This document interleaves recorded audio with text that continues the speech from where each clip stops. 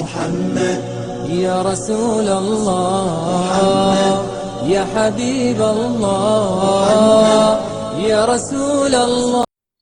السلام علیکم ورحمۃ اللہ وبرکاتہ۔ بسم اللہ الرحمن الرحیم۔ میرے پیارے بھائی، حاضر ہوں میں ایک اور ویڈیو میں۔ آج کا ٹاپک ہے کسی کو بد دعا کرنا کتنا صحیح ہے اور برائی کو پھیلانا کیا ہے۔ لیکن اس سے پہلے آپ لوگوں سے گزارش ہے کہ اس چینل کو سبسکرائب ضرور کر دیں تاکہ جب بھی کوئی دینی ویڈیو میں ڈالوں تو آپ کو پتہ لگ جائے، اور اگر ویڈیو پسند آئے تو لائک اور شیئر ضرور کر دیں تاکہ ہمارے اور بھائیوں تک یہ معلومات پہنچ جائے۔ چلیے جانتے ہیں۔ سورہ نساء آیت نمبر 148 اور 149 میں اللہ تعالیٰ نے فرمایا: لا يحب اللہ الجہر بالسوء من القول الا من ظلم وقان اللہ سمیعا علیما ان تبدوا خیرا او تخفوه او تکفر عن سوء فإن اللہ کان عفوا قدیرا۔ ترجمہ: اللہ تعالیٰ بری بات زبان پر لانے کو پسند نہیں کرتے سوائے مظلوم کے، اور اللہ تعالیٰ خوب سنتے خوب جانتے ہیں۔ اگر نیک کام اعلانیہ کرو یا اس کو خفیہ کرو یا کسی برائی کو معاف کر دو تو اللہ تعالیٰ بڑے معاف کرنے والے ہیں، پوری قدرت والے ہیں۔ اب تھوڑی اس کی تفسیر سماعت کریں گے۔ حضرت ابن عباس رضی اللہ تعالیٰ اس آیت کی تفسیر میں فرماتے ہیں کہ کسی مسلمان کو دوسرے کے لیے بد دعا کرنا جائز نہیں۔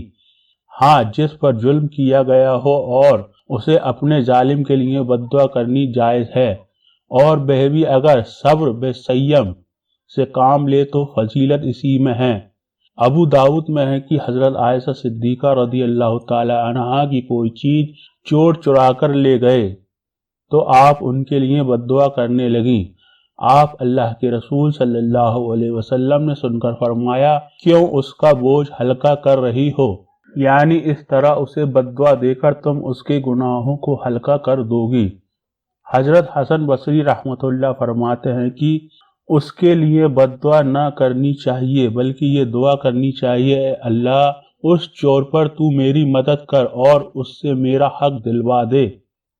آپ سے ایک اور روایت میں ہے کہ اگرچہ مظلوم جس پر ظلم ہوا ہو کو ظالم کے حق میں بد دعا کرنے کی اجازت اور چھوٹ ہے، مگر یہ خیال رہے کہ حد سے نہ بڑھ جائے، اور چونکہ اس وقت میں حد میں رہ پانا عام طور پر مشکل ہے، اس لیے اچھا یہی ہے کہ بد دعا نہ کرے۔ عبدالکریم بن مالک زجری رحمۃ اللہ علیہ اس آیت کی تفسیر میں فرماتے ہیں کہ گالی دینے والے کو یعنی برا کہنے والے کو برا تو کہہ سکتے ہیں، لیکن بہتان باندھنا یعنی جھوٹا الزام لگانا والے پر بہتان نہ باندھو۔ ایک دوسری آیت میں ہے: اپنے ظالم سے اس کے ظلم کا انتقام بدلہ لے، اس پر کوئی پکڑ نہیں۔ ابو داؤد میں ہے کہ رسول اللہ صلی اللہ علیہ وسلم فرماتے ہیں: دو گالیاں دینے والے جو کہیں اس کا بوال اس پر ہے جس نے شروعات کی ہو، ہاں اگر مظلوم حد سے بڑھ جائے تو اور بات ہے۔ حضرت مجاہد رحمۃ اللہ علیہ فرماتے ہیں کہ جو شخص کسی کے یہاں مہمان بن کر جائے اور میزبان اس کا مہمانی کا حق ادا نہ کرے تو اس کے لیے جائز ہے کہ لوگوں کے سامنے اپنے میزبان کی شکایت کرے جب تک کہ وہ مہمان نوازی کا حق ادا نہ کرے۔ ابو داؤد اور ابن ماجہ کی روایت میں ہے کہ صحابہ رضی اللہ تعالی عنہم نے آپ اللہ کے رسول صلی اللہ علیہ وسلم سے شکایت کی کہ آپ ہمیں ادھر ادھر بھیجتے ہیں۔ بعض مرتبہ ایسا بھی ہوتا ہے کہ وہاں کے لوگ ہماری مہمان نوازی نہیں کرتے۔ آپ نے فرمایا: سنو، اگر وہ اپنے لائق میزبانی کریں تو خیر، ورنہ تم ان سے اپنے لائق لے لیا کرو۔ مسند احمد کی حدیث میں ہے کہ آپ اللہ کے رسول صلی اللہ علیہ وسلم نے فرمایا کہ جو مسلمان کسی قبیلے والے کے یہاں مہمان بن کر جائے اور ساری رات گزر جائے لیکن بے لوگ اس کی مہمان نوازی نہ کریں تو ہر مسلمان پر اس مہمان کی مدد ضروری ہے۔ اس شخص کے مال سے، اس کی کھیتی سے، اس کی مہمان نوازی کے بقدر اس کو دلوا دے۔ یہ ایک طرح سے مہمان کی مہمان نوازی کا اہمیت بیان کرنا مقصد ہے۔ مسند احمد کی ایک اور حدیث میں ہے کہ مہمان نوازی کی رات ہر مسلمان پر واجب ہے۔ اگر کوئی مسلمان صبح تک محروم رہ جائے تو اس میزبان کے ذمہ قرض ہے، چاہے ادا کرے چاہے باقی رکھے۔ ان احادیث کی وجہ سے امام احمد رحمۃ اللہ علیہ وغیرہ کا مذہب ہے کہ ضیافت یعنی مہمان نوازی واجب ہے۔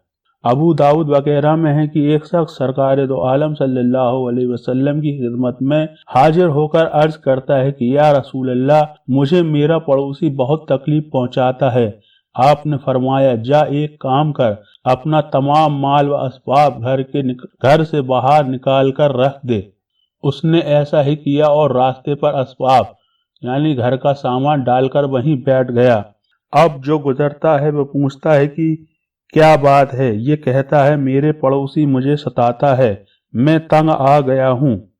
بے اس سے برا بھلا کہتا ہے، کوئی کہتا ہے خدا کی مار اس پر، کوئی کہتا ہے اللہ اسے غارت کرے۔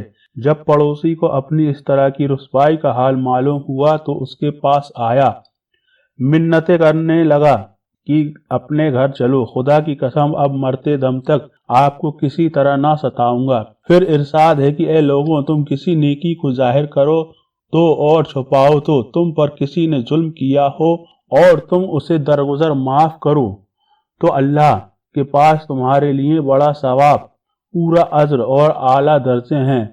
بے خود بھی معاف کرنے والا ہے اور بندوں کی بھی یہ عادت اسے بھاتی ہے۔ بے باوجود انتقام بدلہ لینے کی قدرت کے لیے بھی معاف فرماتا رہتا ہے۔